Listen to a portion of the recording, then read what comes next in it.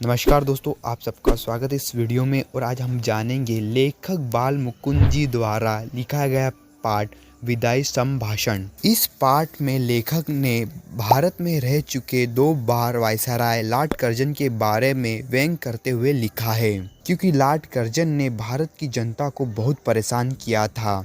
इस पाठ की शुरुआत में लेखक भारत में लॉर्ड कर्जन का शासन खत्म होने पर गहरा दुख व्यक्त करते हैं। लेखक कहते हैं कि इस संसार में सब बातों का एक ना एक दिन अंत जरूर होता है, लेकिन ना तो देशवासियों और ना ही स्वयं लॉर्ड कर्जन ने यह सोचा होगा कि इतनी जल्दी इनका शासनकाल का अंत हो जाएगा। इससे यह पता चलता है कि वायसराय और देशवासियों के बीच कोई तीसरी शक्ति भी है, जिन पर दोनों का कोई बस नहीं है। यहाँ पर तीसरी शक्ति इंग्लैंड की महारानी को कहा गया है, जिसका आदेश वायसराय को भी मानना पड़ता है। लेखक आगे कहते हैं कि किसी से भी पिछड़ने का समय बहुत अधिक दुखदायी होता है, इसलिए आज कर्जन से पिछड़ने पर सभी देशवासी बहुत दुखी है। हालांकि जब कर्जन दूसरी बार वायसराय बनकर भारत आए थे, तब भी भारतवासियों को खुशी नहीं थी। वो चाहते थे कि कर्जन इस देश को छोड़कर कल ही वापस चल जाए, परंतु ऐसा नहीं हुआ। लेखक आगे कहते हैं कि उन्हें कर्जन का देश देखने का मौका तो नहीं मिला, इसलिए वे नहीं जानते कि वह एक दूसरे से बिछड़कर समय लोगों को दुख होता है या नहीं। मगर हमारे देश में तो पशु पक्षी को भी एक दूसरे से बिछड़ने पर बहुत दुख होता है। लेखक अपनी इस बात को एक कहानी के माध्यम से बताते हैं। वो कहते हैं कि एक बार शिव शंभू के पास 2 गायें थी। उनमें से एक गाय काफ़ी बलशाली थी तो दूसरी गाय बहुत कमज़ोर थी। बलशाली गाय अक्सर कमज़ोर गाय को अपने सींगों से मारा करती थी। एक दिन शिव शंभू ने उस बलशाली गाय को एक पुरोहित को दे दिया।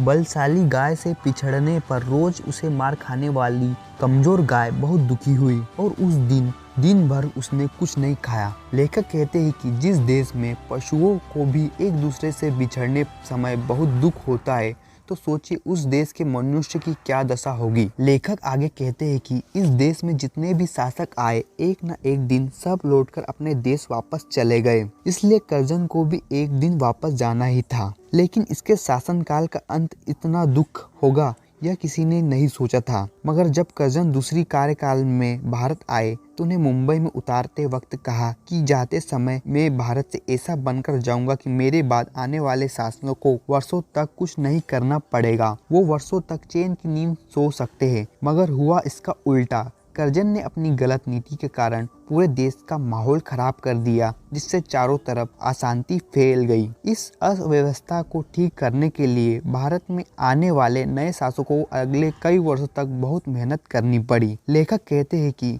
इस देश में कर्जन ने जितनी इज्जत पाई, वह जितना बड़ा ओहदा पाया, यहाँ से जाते समय सब खत्म हो गया।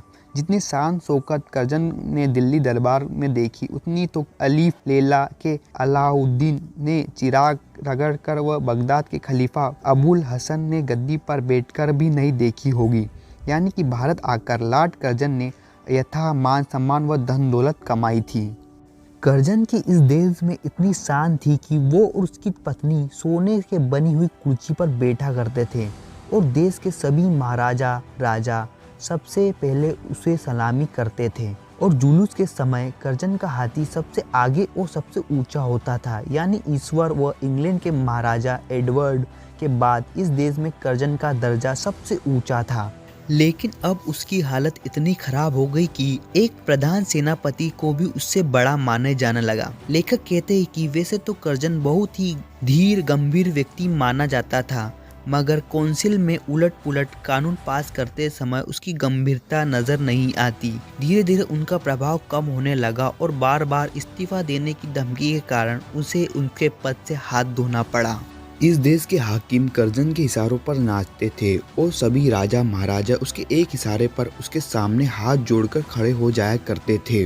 कर्जन ने इस देश के कई राजाओं को तो बर्बाद कर दिया और कई नालायक को ऊंचे ओहदे पर बिठा दिया।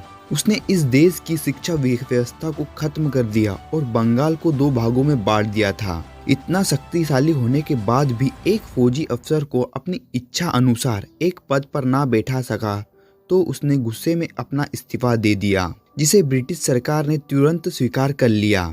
यानी कि वह अपनी मर्जी से एक अफसर तक की नियुक्ति नहीं कर सका, उल्टा उसने अपने पद ही गंवा दिया। कर्जन के लिए इससे भी अधिक दुखदायी यह रहा है कि नए वायसराय के आने तक उसे अपने पद पर बना रहना पड़ा। इसके बाद लेखक कर्जन से सवाल करते हुए कहते हैं कि कर्जन, आप यहाँ क्या करने आए थे और क्या करके चले गए? राजा का कर्तव्य होता है कि वो अपनी प्रजा के हित में कार्य करे, लेकिन आपने तो इस देश की प्रजा के हित में तो कोई कार्य किया ही नहीं। आग बंद कर मनमाने हुक्म चलाए, प्रजा की कोई बात नहीं सुनी, प्रजा की आवाज को दबाया, उनकी मर्जी के विरुद्ध अपनी जिद पर काम करा। क्या यही सुशासन है? यहाँ पर लेखक कहते हैं कि केसर यानी जर्मन तानाशाह शासक और जार यानी रूस के तानाशाह शासक भी कभी कभी अपनी प्रजा की बात सुन लेते थे और हासिफ शाह की प्रार्थना सुनकर नादिर शाह ने क्षण भर में ही दिल्ली में कत्ले आम रोकने का हुक्म दे दिया था। लेकिन प्रजा की बात सुनने तो दूर, आपने उनको अपने आसपास भी भटकने नहीं दिया और 8 करोड़ भारतीय जनता ने कर्जन से बंगाल का विभाजन न करने की प्रार्थना की थी, जिसे आपने अपनी जीत पूरी करने के लिए अनसुनी कर दी। लेखक कहते हैं कि इस देश की जनता अपने दुख और कष्टों की अपेक्षा परिणाम का अधिक ध्यान रखती है। वह जानती है कि इस संसार में सभी चीजों का एक न एक दिन अंत होना निश्चित है, इसलिए उनका यह दुख भरा समय भी एक न एक दिन समाप्त हो जाएगा। लेकिन कर्जन कृतज्ञता की इस भूमि यानी भारत की भूमि की महिमा ना तो आप समझ पाए और ना ही इस देश के लोगों का प्यार व विश्वास जीत पाए, जिसका लेखक को बहुत दुख है। और अंत में लेखक कर्जन से कहते हैं कि हे कर्जन, जिस देश ने तुमको इतना सब कुछ दिया, क्या इस देश से जाते वक्त तुम इस देश का शुक्रिया अदा करते जाओगे? क्या तुम यह कह पाओगे कि हे भारत, मैंने तेरी बदौलत सब कुछ पाया, धन दौलत शान शौकत सब कुछ हासिल किया, तूने तो मेरा कुछ नहीं बिगाड़ा, मगर मैंने तुझे नष्ट करने में कोई कसर बाकी नहीं छोड़ी। हे संसार के सबसे पुराने देश, जब मेरे हाथ में शक्ति थी तब तो मैंने तेरी भलाई के बारे में कभी नहीं सोचा।